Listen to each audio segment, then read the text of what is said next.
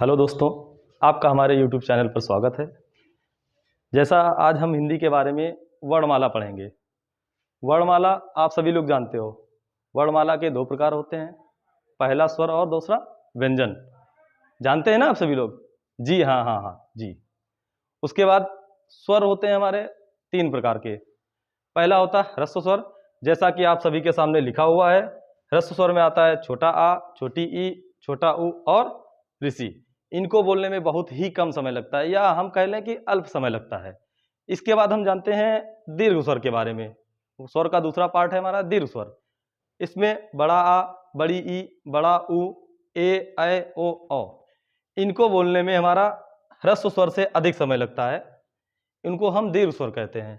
अब तीसरे पे आते हैं प्लुत स्वर। तीसरा हमारा प्लुत स्वर होता है। प्लुत स्वर का मतलब दीर्घ स्वर से भी ज्यादा समय जिनको बोलने में लगता है उन्हें हम प्लुत स्वर कहते हैं। इसका एग्जाम्पल आपके सामने लिखा है ओम। ये त्रिमात्रिक स्वर होता है।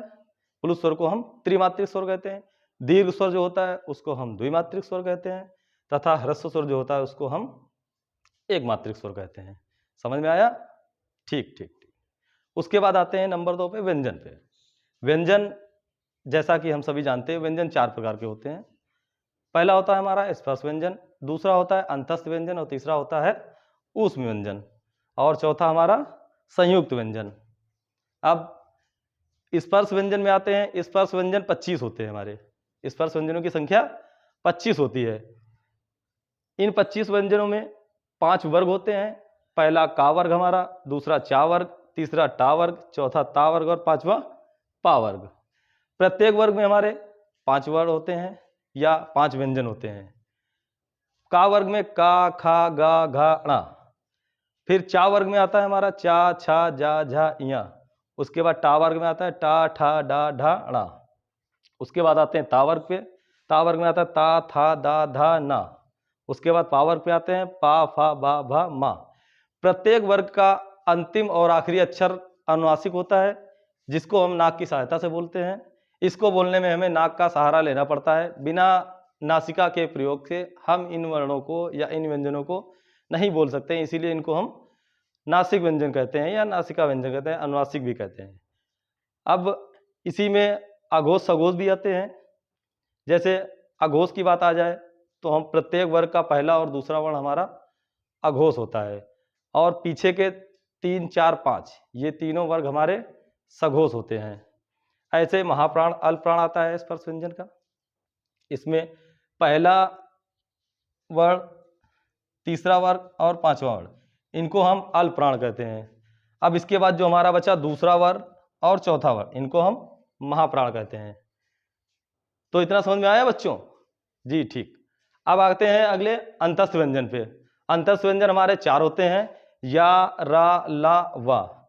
आप सभी को पता होगा। उसके बाद हमारा तीसरा व्यंजन कौन सा होता है? ऊष्म व्यंजन।